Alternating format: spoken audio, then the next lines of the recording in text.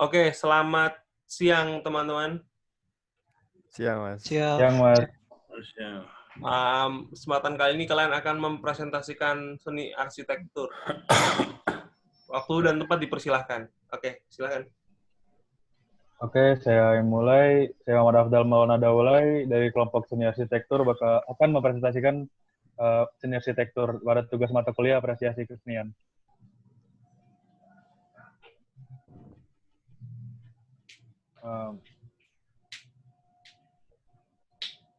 Menurut Kamus Besar Bahasa Indonesia, arsitektur adalah satu, seni dan ilmu merancang serta membuat konstruksi bangunan jembatan dan sebagainya. Dua, metode dan gaya rancangan suatu konstruksi bangunan.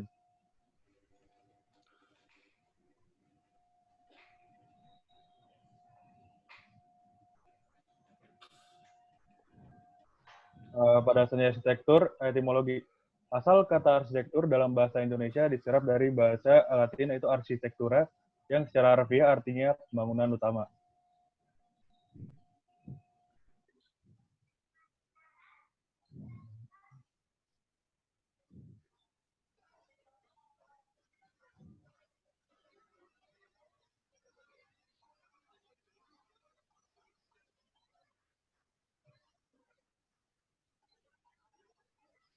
Menurut YB Mangunwijaya, ini paradigma ya, arsitektur adalah artinya berbahasa dengan ruang dan gatra, dengan garis dan bidang, dengan bahan material dan suasana tempat. Sudah sewajarnya lah kita berarsitektur dengan secara budayawan, dengan nurani dan tanggung jawab penggunaan bahasa arsitektural yang baik.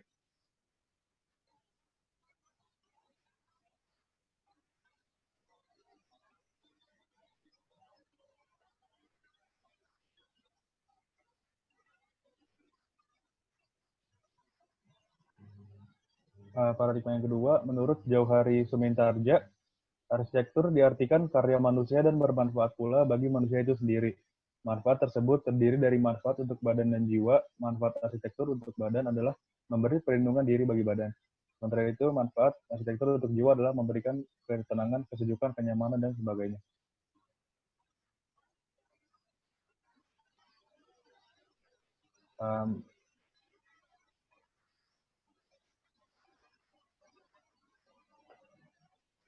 Paradigma terakhir, Antonio Gaudí Cornet. Gaudí merupakan salah satu arsitek yang menempatkan arsitektur sebagai kesenian.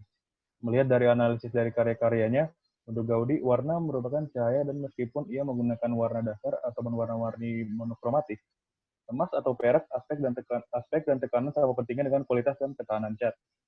Semua desain Gaudí dimulai dari maket-maket 3-dimensional atau model-model dari tanah liat atau plaster yang memberikan kebebasan untuk bermain dengan material dengan kebebasan derajat kreativitasnya itu sendiri.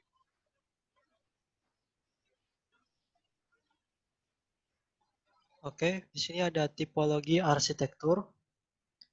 Tipologi secara harfiah adalah ilmu yang mempelajari segala sesuatu mengenai tipe.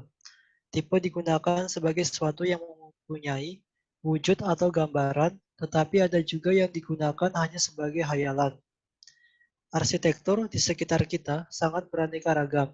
Secara kompleks, banyak kategori yang telah digolongkan dan penyebutan.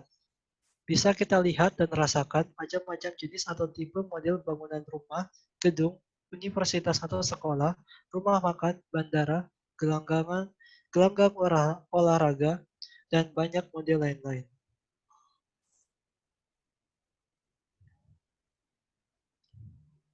Menurut buku Time Saver Standard, Building Types, bangunan dikelompokkan ke dalam 10 kelompok atas jenis bangunan, antara lain seperti yang sudah dijelaskan yang tadi, ada perumahan dan komplek, edukasi, sekolah atau universitas, kebudayaan, rumah sakit,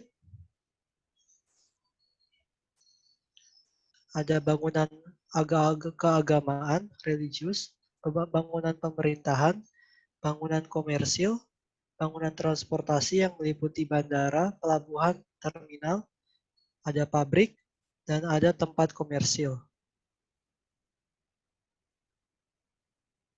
Tipe arsitektur. Arsitektur sebagai praktek keilmuanan, pandangan yang mengutamakan peran ilmuwanan, dan metodologi program penelitian ilmiahnya. Pandangan tersebut mengedepankan peran arsitek dan pekerja utamanya, yaitu merancang. Arsitektur sebagai wacana, pernyataan dari berbagai disiplin ilmu yang terkait pada masanya masing-masing. Kaitan antara disiplin ilmu dalam konteks pernyataan dan waktu ini yang dipandang sebagai wacana, yang membentuk suatu ilmu pengetahuan. Arsitektur sebagai ilmu normatif. Ilmu pengetahuan normatif pada dasarnya mengarah pada penerapan-penerapan secara langsung, dapat diarahkan kepada ilmu normatif di mana penerapan proses penciptaan bangunan dalam kegiatan perencanaan dan perancangan. Arsitektur sebagai seni.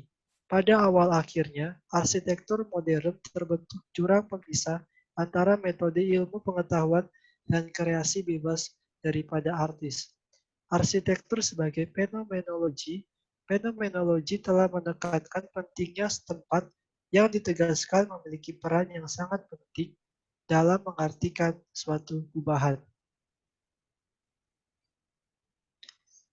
Gaya arsitektur. Gaya yang ada pada suatu kelompok bangunan berdasarkan masa atau letak geografis tertentu. Gaya ini merupakan subkelas dari gaya dalam seni visual dan sebagian besar terkait dengan gaya arsitek kontemporer yang lebih luas, seperti bentuk, metode konstruksi, bahan bangunan, dan karakter daerah mencakup gaya arsitektur sendiri. Gaya arsitektur mencerminkan adanya perubahan mode, kepercayaan, dan agama, atau munculnya ide, teknologi, dan bahan baku baru yang memungkinkan lahirnya gaya baru. Kemudian masuk ke teori arsitektur klasik. Arsitektur klasik merupakan ungkapan dan gambaran perjalanan sejarah arsitektur Eropa yang secara khusus menunjuk pada karya-karya arsitektur yang bernilai tinggi atau first class. Rentan waktu zaman ini adalah dari abad pertama sampai dengan abad ke-14 dengan hembusan angin romantisme sebelum masyarakat Eropa memasuki zaman Renaissance sampai dengan pesan dan gerakan rasionalisme yang kuat. Kemudian ada teori Plato, yaitu melihat bahwa keindahan alami muncul melalui adanya garis, lingkaran, dan permukaan yang menghasilkan bentuk dan volume geometris yang absolut. Kemudian ada teori Pythagoras, merupakan dasar pengembangan rasio perbandingan yang membentuk dasar bagi proporsi-proporsi arsitektural dengan mencoba perhitungan matematis untuk membentuk suatu yang estetis. Teori Aristoteles mengemukakan teori ruang sebagai tempat dan terbatasnya kosmos yang kemudian berkembang sampai dengan timbulnya konsep ruang Cartesian. Teori menyatakan bahwa panjang, lebar, dan ketebalan membentuk wujud keteraturan geometris seperti 2 atau 3 dimensi atau komensio geometri, konsep geometri ruang. Kemudian ada teori arsitektur modern. Dalam arsitektur, perubahan mendasar terjadi antara lain dalam ornamen atau hiasan yang ditempatkan dalam perspektif lebih bebas dibanding dengan struktur dan ruang hiasan-hiasan untuk keindahan dalam arsitektur klasik. Masih tetap menjadi aspek penting dalam masa akhir arsitektur klasik ini. Ini akan menjadi percampuran berbagai gaya, konsep, dan hiasan terlihat sangat menonjol. Kemudian masuk ke aspek fungsi dengan manusia yang dinyatakan oleh Geoffrey Broadbent. Yang pertama adalah environmental filter. Bangunan bisa mengontrol iklim. Bangunan berperan sebagai saringan atau filter antara lingkungan luar dengan kegiatan yang akan kita lakukan. Kemudian ada container of activities. Bangunan sebagai wadah kegiatan-kegiatan yang menempatkan pada tempat yang khusus dan tertentu. Kemudian ada capital investment. Dalam pengertian ini, bangunan dapat memberikan nilai pada tapak. Keduanya dapat menjadi sumber investasi yang baik. Kemudian ada symbolic function. Bangunan dapat memberikan nilai-nilai simbolik terutama pada kegiatan-kegiatan yang bersifat keagamaan atau yang berimplikasi budaya. Terus ada behavior modifier. Bangunan dapat mengubah perilaku dan kebiasaan sesuai dengan suasana ruang. Dan yang terakhir ada aesthetic function. Pada pengertian ini, bangunan-bangunan akan menyenangkan bila bangunan tampak bagus, cantik, atau indah sesuai dengan imajinasi yang fashionable saat ini. sesuai dengan asas-asas tertentu dari order, visual, dan lain-lain. Kemudian ada aspek fungsi terhadap seni. Dengan secara teoritis, ilmu arsitektur mempunyai persamaan dengan seni rupa. Dalam segi dimensi, mereka sama-sama memiliki prospek 2 dimensi dan 3 dimensi. Para arsitek dituntut untuk dapat memahami arti gambar dan sketsa 2 dimensi menjadi 3 perspektif, agar tidak terjadi kesalahan dalam bentuk akhir bangunan yang dirancang. Begitu juga dengan seni rupa. Kemudian dalam medium seni lainnya, arsitektur dapat berguna dalam medium film dan televisi, dan juga teater, yang berguna dalam membangun lokasi setting film, tata artistik yang berguna juga dalam panggung teater. Sekian materi arsitektur dalam seni arsitektur yang kami sampaikan. Kurang lebihnya mohon maaf. Apakah ada yang ditanyakan? Baik, terima kasih teman-teman untuk presentasinya. Silahkan Bang Don jika ada yang ingin ditambahkan. Iya, paling kalau dari gua tadi yang berhubungan sama gaya atau kesejarahan tadi itu kayaknya buat gua ada yang salah itu.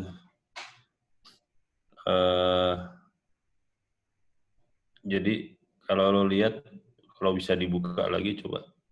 Ini siapa yang pegang tuh? Halo. Krishna yang megang, Bang. Krisna. Yang di mana? Yang ada Renaissance.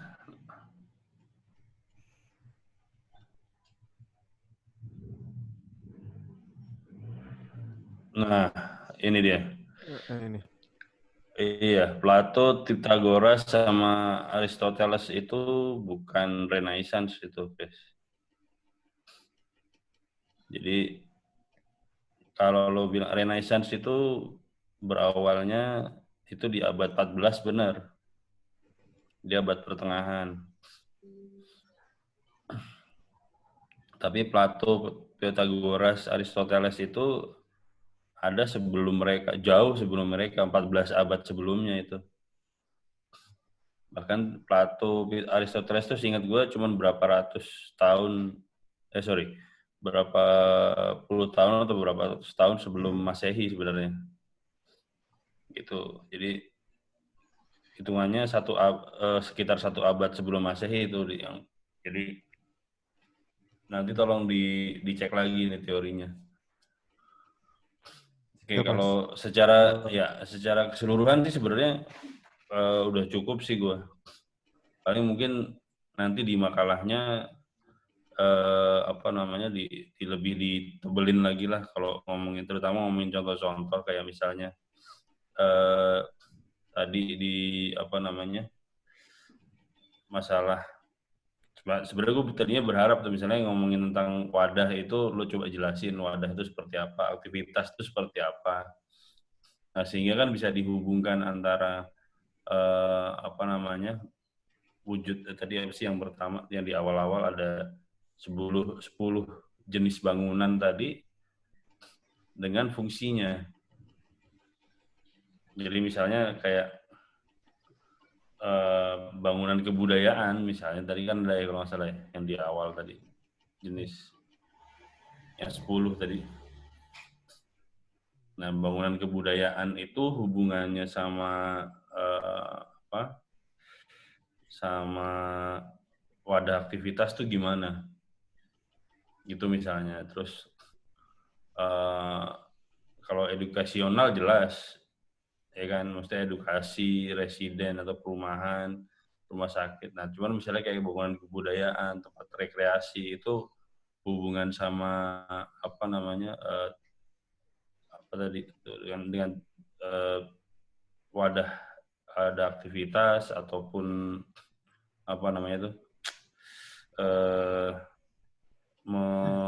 mengatasi alam segala macam. Nah, itu hubungannya bagaimana? Itu bisa dibahas satu persatu. Sebenarnya bisa satu-satu dari yang 10 ini kan satu-satu bisa dibahas. Itu jadi atau transportasi, tempat bangunan transportasi itu kan sebenarnya makanya artinya antara fungsi sama 10 wujud bangunan ini bisa lo hubungkan gitu syukur-syukur bisa lo bahas misalnya gaya-gayanya gitu misalnya. Yang gue tahu tuh gaya tuh sebenarnya banyak banget tuh di di teori arsitektur tuh banyak banget tuh gaya gitu kan, dari yang mulai klasik, kontemporer dan lain-lain gitu. Itu bisa lo tambahkan gitu kalau lo mau. Tapi secara overall sih sebenarnya materi ini cukup sebagai materi presentasi gitu. Itu. Iya, Bang. Ya paling dari gue itu sih. Paling terus kalau juga mungkin bisa ditambahkan kebutuhan dengan seni lain misalnya.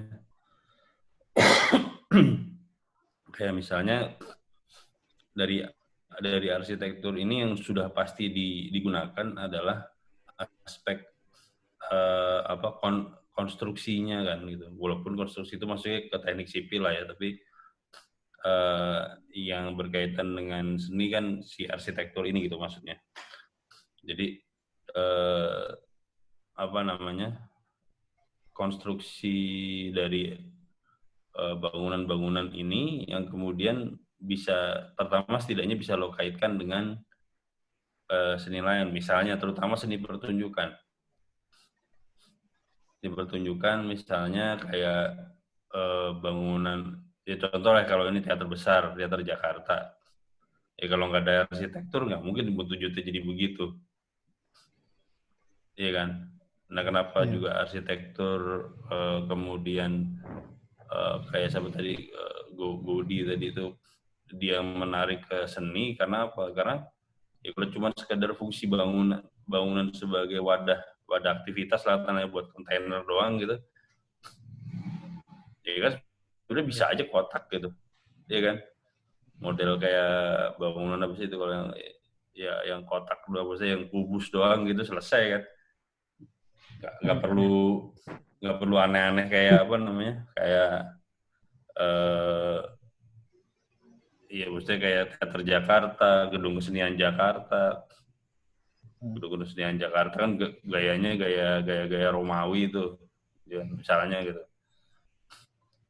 Ya ini kayak kan lu bisa bahas nih misalnya kayak gaya arsitekturnya bangunan-bangunan pemerintahan di Indonesia itu punya kecenderungan misalnya dengan gayanya arsitektur Romawi misalnya. Nah itu maksud gue ini balik lagi ke yang keterhubungan dengan seni. Misalnya paling nggak kayak panggung musik itu kalau nggak ada aspek arsitektur, ya panggung musik mungkin akan gitu-gitu aja kan gitu. Artinya, nah yang juga, gue nggak tahu lo coba korek lagi. Saya tahu gue juga arsitektur ini berkaitan dengan mungkin bisa lo tambahkan ada wujud luar sama wujud dalam. Wujud dalam tuh hubungannya sama desain interior, walaupun itu memang ilmu sendiri ya, perancangan interior. Tapi setahu gue itu menjadi bagian dari juga bagian dari arsitektur sebenarnya, gitu. Dan mungkin nanti lo coba cari, bisa lo tambahkan. Nah sehingga misalnya kayak aspek keterhubungan dengan seni lain, misalnya kayak di tari ataupun di teater itu ada misalnya tadi kan udah lo sebutin ada scenografi yang berbicara tentang tata rupa dari panggung gitu misalnya. Ya itu memang aspek yang paling kuat itu interior design memang. Itu terus kalau dengan seni rupa tadi udah jelas gitu bahwa justru awal-awal orang tidak membedakan antara ilmu seni rupa sama arsitektur gitu. Maksudnya tidak membedakan bahwa ini karena hubungannya ada unsur-unsurnya, ada garis, ruang, bentuk, ya terus warna, Sehingga akhirnya ada bidang juga ya maksudnya. Akhirnya jadi sebenarnya ini tumpang tindih tadinya gitu, tapi kemudian makin waktu makin berjalan kan akhirnya makin terpisah gitu. Arsitektur yang lebih cenderung ngurusin seni rupa dalam wujud bangunan besar, dan seni rupa ya mengurusi seni visual dengan hal-hal yang lebih terjangkau gitu, maksudnya lebih terjangkau dengan tangan gitu misalnya. Ya terus apalagi udah sih kalau dari gue paling itu sih. Oke. Terima kasih Bang. Paling tadi kayak tadi sih itu ada yang menarik sih tadi, apa sih itu yang environmental filter yang ternyata bangunan bisa mengendalikan iklim tuh, kalau ada penjelasannya lebih ini ya, keren juga tuh. Contohnya mungkin bangunan apa atau apa. Udah sih paling itu doang sih gue juga. Ya paling kalau kayak ini nih, kayak yang di presentasi, maksudnya yang di ini nih gaya arsitek, bukan kayak yang tadi 10 bangunan tadi, yang 10 bangunan tadi, Chris. Iya. Bangunan.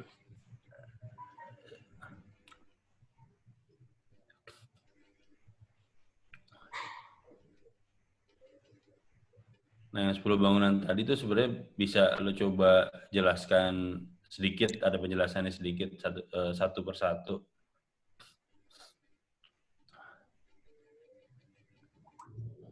Nah, yang ini maksudnya coba lo, karena kan juga misalnya yang perlu sekarang, karena kalau nggak lo jelasin, misalnya kalau lo pernah ke Bandung Supermall misalnya, itu ya sebenarnya itu tempat apa? Tempat komersial atau Transmart ya kalau nggak salah ya. Transmart kalau nggak salah sekarang yang namanya, gue lupa. Trans Studio Mall. Iya, Trans Studio Mall ya itu. Itu tempat komersial atau tempat rekreasi? Yeah.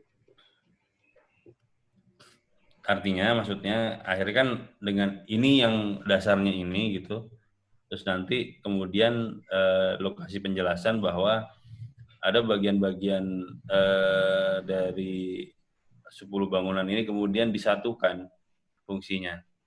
Ya tadi misalnya tempat komersial menjadi tempat rekreasi juga dan entertainment gitu ya. Atau ya kan maksudnya bisa begitu gitu.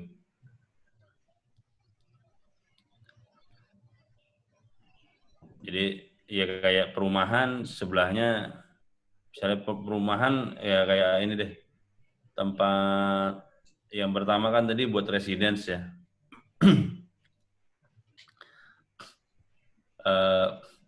Ya kalau yang gambar yang yang residensial ini kan cuma sekedar bahwa seolah-olah ini rumah kayak gini gitu. Padahal kan ada apartemen tuh. Nah, sekarang banyak apartemen di bawahnya mall itu. Iya benar nggak? Iya. Berarti Benar, Mas. bahkan yang edukasional aja, gue lupa ya kalau nggak salah UPH ya, yang dekat, yang bawahnya Lipo Mall kalau nggak salah ya. Iya. Ada juga Bang. Iya. Tarumanegara. Iya, artinya Tarumanegara, gue nggak tahu deh tuh. Gak mau nuduh juga gue. Kalau IKJ Bang? IKJ bakalnya komersial kali pasir, masalahnya Chicago. Ini kali pasir Gondangdia. Mantap. Ya maksud gue itu bisa jadi bahasan teman-teman gitu, bahwa sebenarnya ya nggak rigid gitu, nggak kaku.